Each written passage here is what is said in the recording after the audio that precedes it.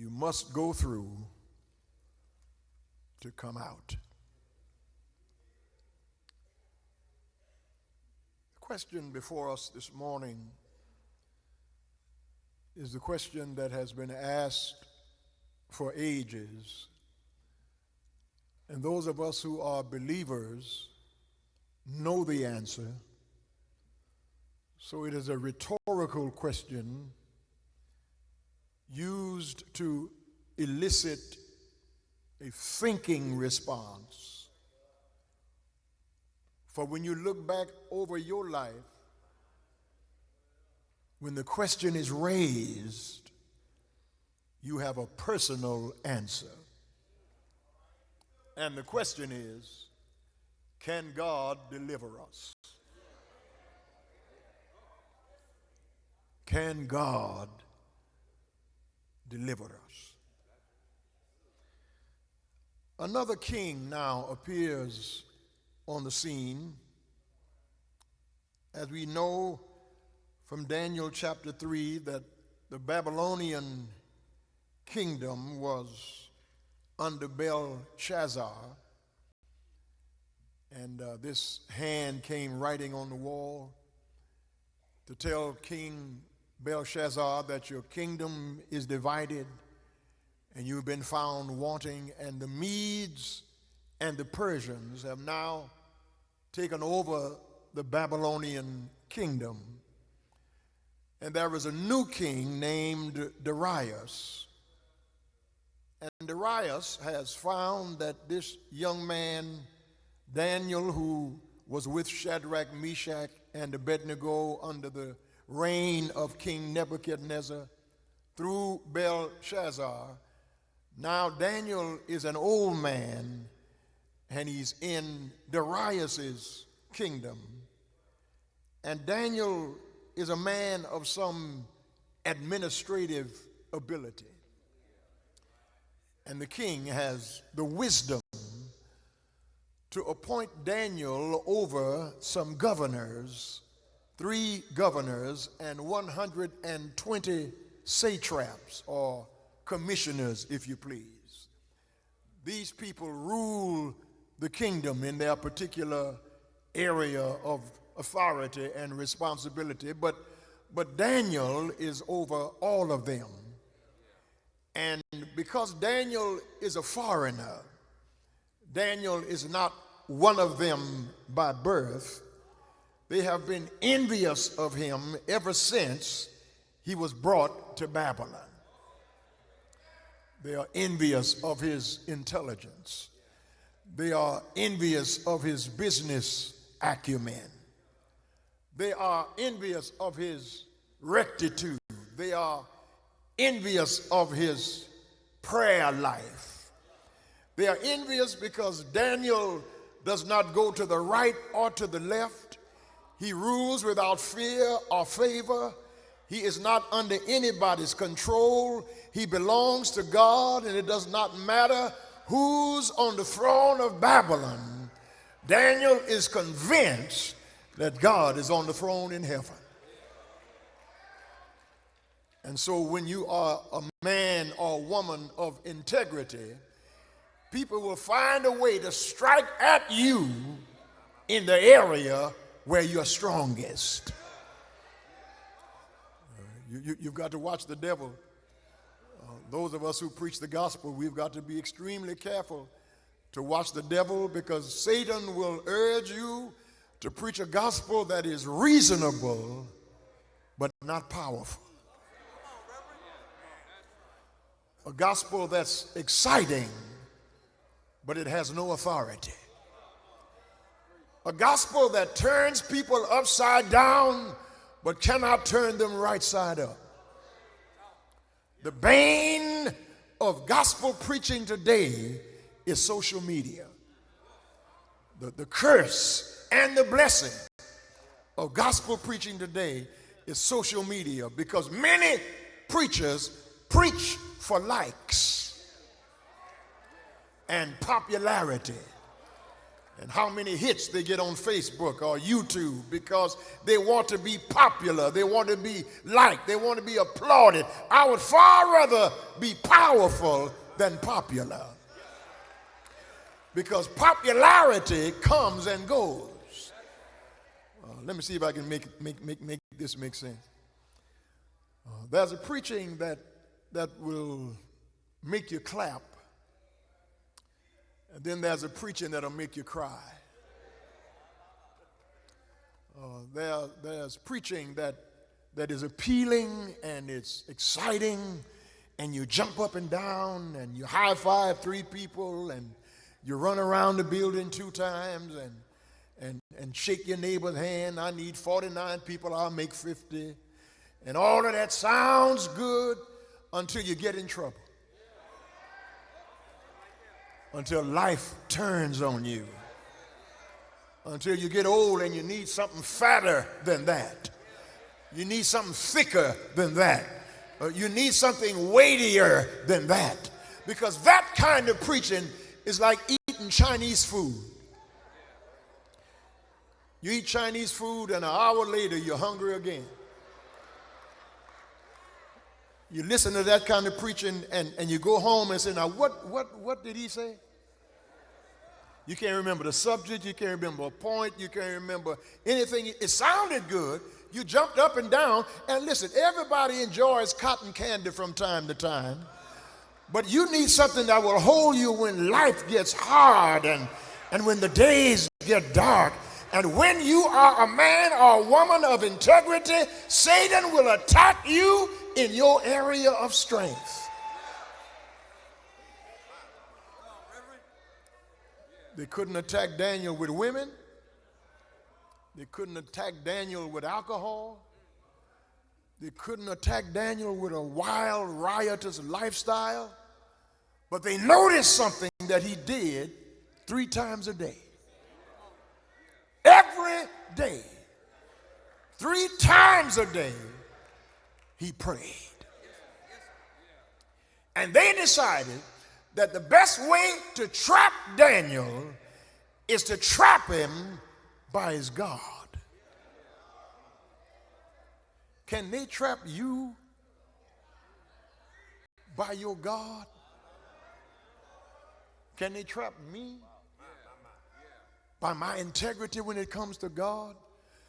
Because anybody can be faithful at noonday. What happens at midnight? Anybody can trust God when the heat is turned down. But what about when the furnace is heated 7 times hotter than normal? Anybody can give God glory when the sun is shining, but when the storm comes on your Sea of Galilee, how much trust do you have in God? They say the only way we can get this Daniel out of our hair is to trap him with his prayer life. Because they noticed that Daniel went to his room and raised his window towards Jerusalem and publicly, loudly called on his God. Daniel shows us something about prayer in this text. He shows us, first of all, that prayer has a specific place. He went to his room. That's where he prayed. Now, your place to pray might be in your room, in your bedroom. It might be in your kitchen. It might be in your den. It might be in the car. It might be in your desk at the office. But always have somewhere you can go where there's no noise, where there's no distraction, where there's nobody bothering you, where there's no traffic, where there's no mess, where there's no stuff going on. You need a quiet place, because there are some things that's just between you and God. Now, your public prayer is one thing, but your private prayer is between you and God. There are some things I ain't got no business praying about publicly because it ain't none of your business. See how quiet you got right there? Some of y'all so spiritual that you put all your business on Facebook and you talk about everything that's going on in your life. I ain't telling you everything that's going on in my life. You know most of the stuff that I'm crazy about, but there ain't some stuff is between me and God. Because I have a place that I go, that I get on my knees and humble myself before God. Because standing up and praying is okay, driving and praying is okay, lying down praying is fine, sitting down praying is all right, but my prayers, I've got to get on my knees. Not only do I have a place for prayer, but I have a posture for prayer. Getting on your knees is humiliating. Falling down on your knees, prostrating yourself on your knees is saying to God, I know what level I'm on. I know how weak I am. I know how sinful I am. And I know in whose presence I'm in. I'm in the presence of the living God. And when I come in his presence, not only is my body low, but my spirit is low. My intelligence is low. My self-esteem is low. God, break me to bless me. God, pull me down to raise me up. God, whatever you've got to do to make me like Jesus, I humble myself in your presence. All to Jesus, I surrender. All to him, I freely give. My place is upstairs in my study.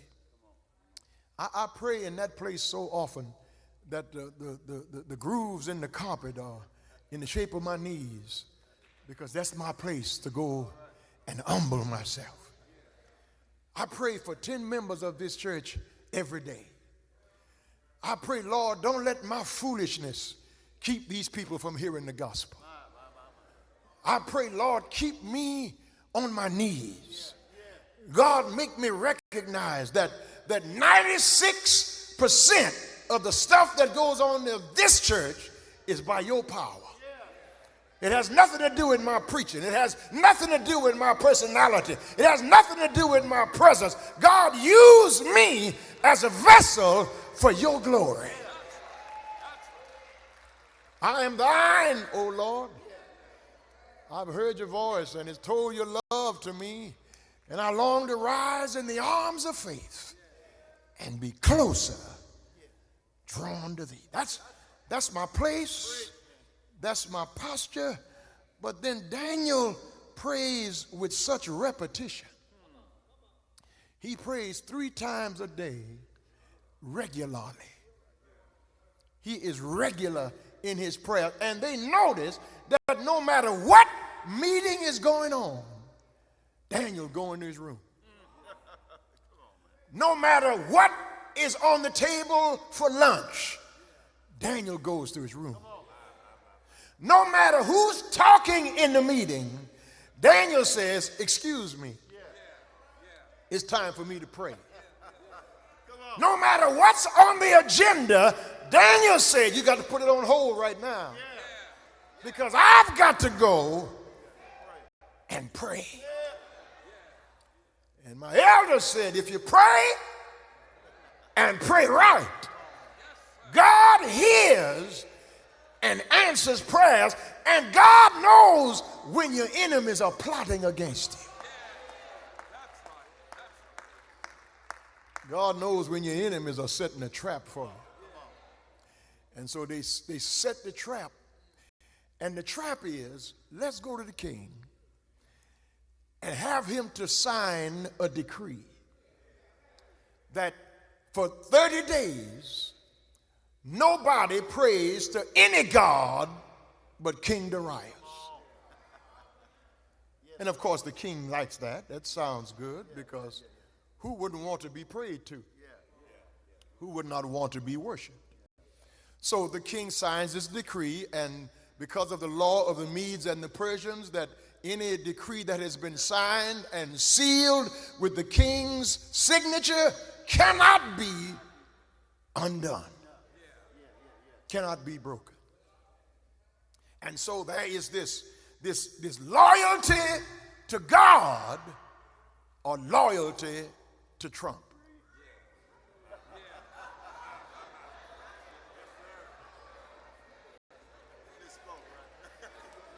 Oh, I'm sorry, I mean Darius.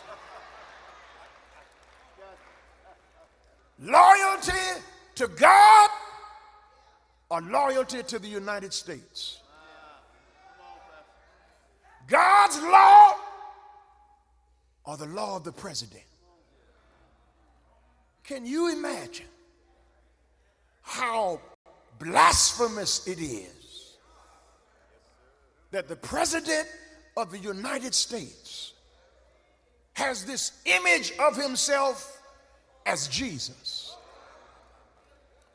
That's beyond heresy.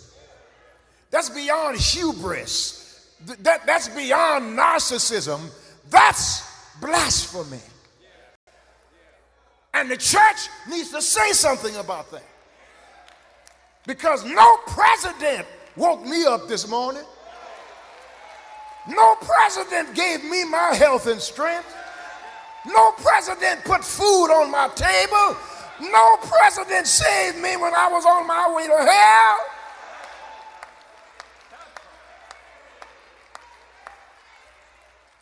Now, if you're scared to talk, just sit down there. You're not in no trouble. You're going to have your job in the morning. The freest person in this church is me. Because what can they do to me? Nobody's taking care of me but Lily Grove Missionary Baptist Church. And God is the chief shepherd, and I am his under shepherd. And as God's under shepherd, I am called upon to speak truth to power. Trump, you are not God. You are a man, a weak man at that. Thou shalt have no other God before me. And then to make matters worse, he and the vice president get in a fight with the Pope.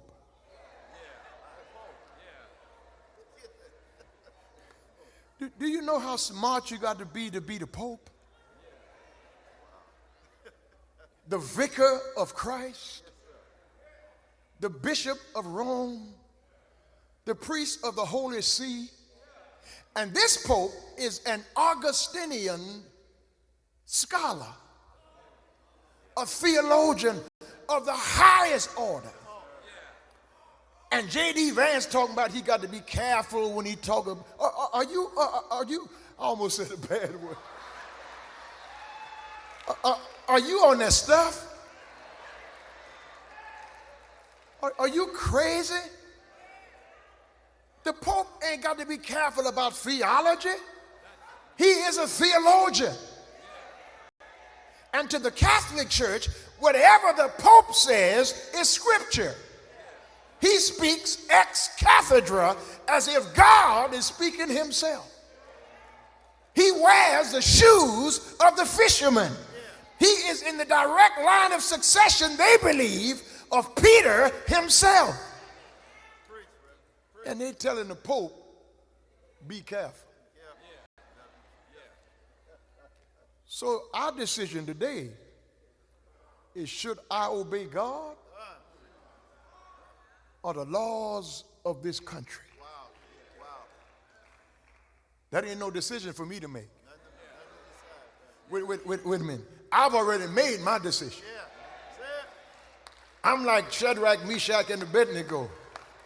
King, we're not careful to answer you in this matter. Because the God we serve, I wish I had a Bible reader, is able, and he will deliver us out of your hands. But if not, I'm going to church Sunday. If not, I'm going to wave my hands in the sanctuary. If not, I'm going to give him glory no matter what the president. For God I live. It's in him. We live. We move. And have our being. Yes, sir. Amen. And so they set the trap. Yes, sir. And the trap is about to be sprung because the king has signed it and it cannot be violated.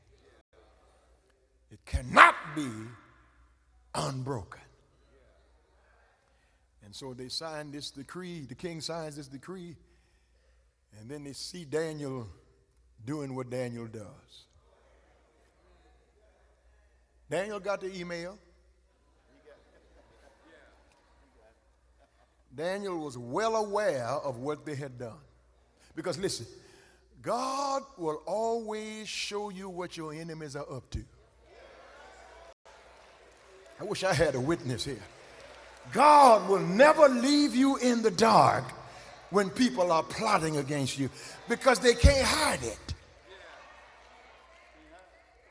It's on their face. They're acting funny. They're talking different. They don't shake your hand like they used to shake your hand. They don't want to go to lunch no more. They ain't got much to say. You speak, they just say hi. Used to be all over you, just talking and hugging and holding hands. Now they got something to do. They're on their way out the door. Looking at you, my mama say, with the side eye. That's the way your enemies do when they're plotting against you. But God will always keep you in the loop. God will not let them slip up on you and surprise you. Daniel knew what they were doing, but Daniel knew who his God was. And so Daniel, listen, didn't raise the window a crack. Listen to me, because you can't get nothing but dust in a crack. He raised it all the way up to the top and said, look at what I'm doing. I'm calling on the name of my God. And they went to the king and said, this Daniel that you put over us, this Daniel that you got so much confidence in, this Daniel that you think is all that, is praying to his God. And of course now the king is on the horns of a dilemma. The king is in a conundrum because he respects Daniel. He admires Daniel. He loves Daniel, but he can't go back on his word.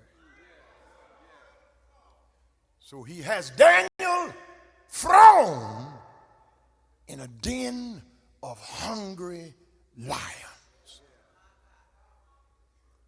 These are not little house pets or tomcats that are around here in the neighborhood. These are huge, giant, hungry lions. And Daniel is thrown in a den of hungry lions. But watch how God works. While Daniel is in the lion's den, he's sleeping. The king who threw him in is awake. You missed your shot. Daniel is in the den sleeping. The king is up all night walking. All night, all day, every minute, every second, every hour, every day, every week, every month, through the years, Come what may, fiery furnace, lion's den, Philippian jail, Calvary's cross, hospitals, hospice, sickness, death, enemies, friends, whatever you're going through,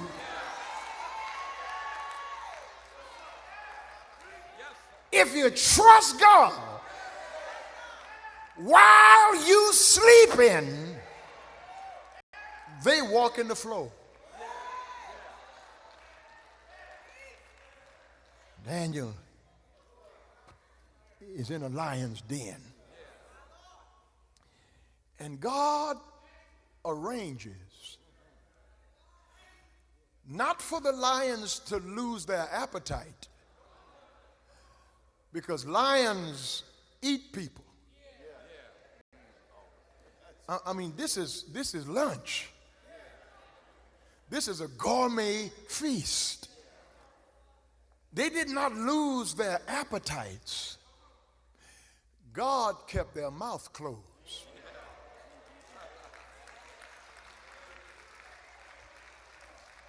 So that with mouths of hungry lions closed, Daniel used their backs for a pillow. Cushion. He said,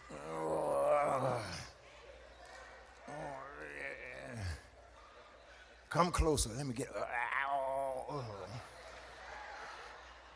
He got himself comfortable in those lions, and the king was walking all night. And the king couldn't wait till the next morning, because the scripture says he went to the den with lamentable voice. He went to the den knowing that he would not hear Daniel's voice again. So with great lament, that means sorrow, the king tore his clothes off in great sorrow, saying, "Oh, Daniel, has your God been able to deliver?"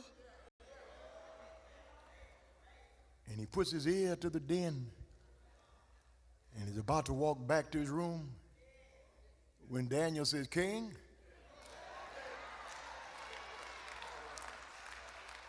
live forever.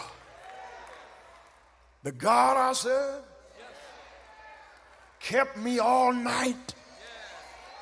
I couldn't fight, but the Lord fixed it that the lions wouldn't bite.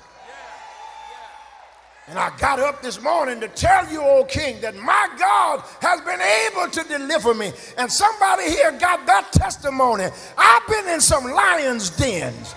I've been in some tight spots in my life. I've been in between a rock and a hard place, but God delivered me. If you know you've been delivered, I said, if you know you've been delivered and you're not embarrassed to testify, if you know it was God and God alone who got you out of your situation,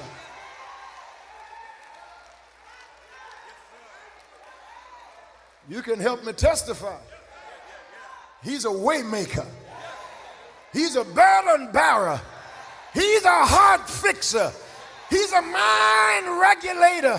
When I can't sleep at night, he gives me peace that surpasses all understanding. Be anxious for nothing, but through prayer and supplication, make your requests known unto God. And the peace of God, I wish I had one or two more believers, that surpasses all understanding. Folk can't understand why you shouting and you ain't got a job. Why are you praising God and you are sick in your body? Why are you giving God glory and your son is in prison? Why are you thanking God when things are going awry in your life? Because I know God can fix it.